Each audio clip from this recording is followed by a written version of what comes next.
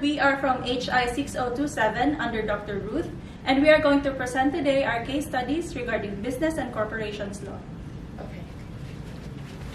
Now to start, my name is Digilmo Katrina Rose, MEI 3025. So my first part is about business law. We have actually picked up the case from problem 7, page 327. This is about Jose trying to sell a business to Jillian, and Jillian is being imposed not to trade within 25-kilometer radius of the business premises in Sunbury. Jose actually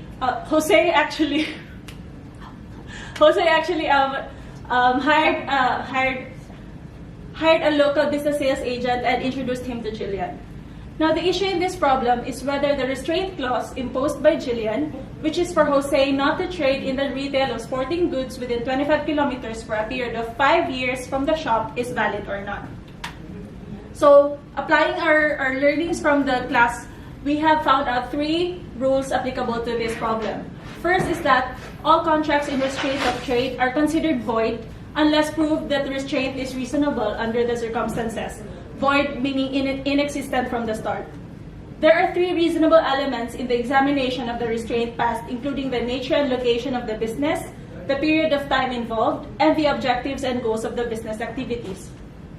In a sale of business agreements, the court laid down 2 tests for reasonableness, as in the case of Nordenfelt versus Maxim Nordenfelt Guns and Ammunition Companies Limited.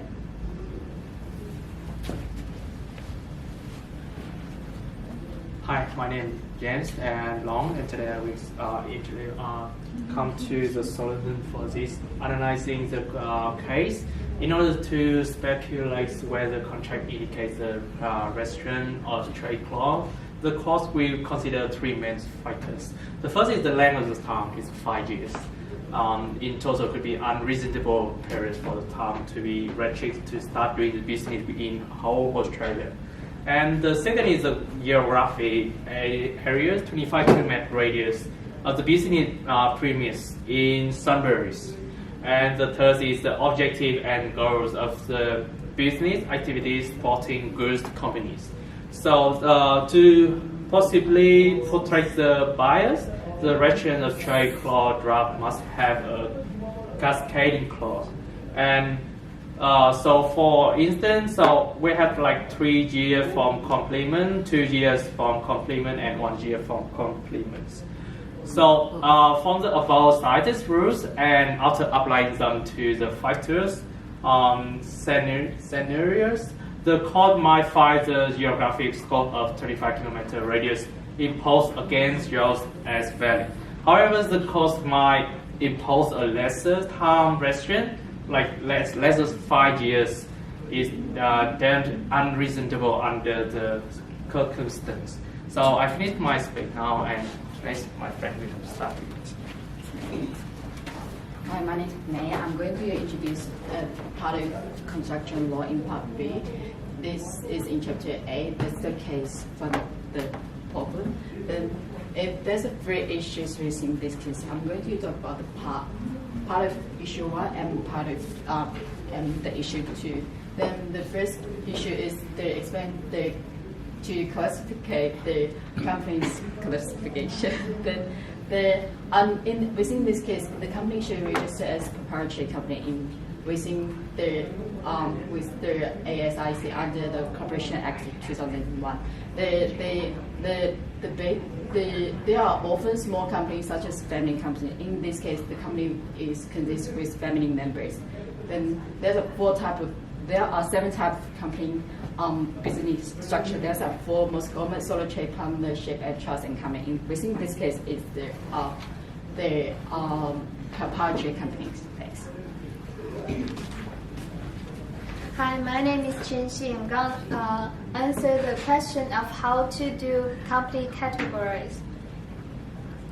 So let's see, the issue is how will the company be categorized after the first financial year and the 5th financial year. First, let us see the classification of associations.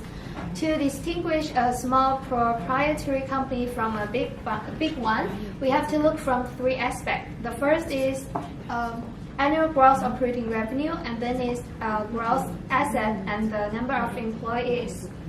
So for a small proprietary company, you need to satisfy 2 of the 3 requirements listed on the right side.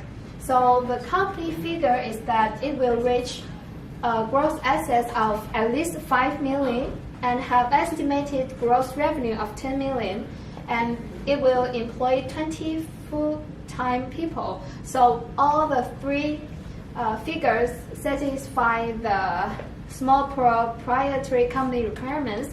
Therefore, the company, after the first financial year, the company can be defined as a small proprietary company. Okay. So I'm going to do the issue 2 in the financial, the company performance in year 5. Then in this case, by the end of year 5, the company should register as a large proprietary company according to the regular rules here.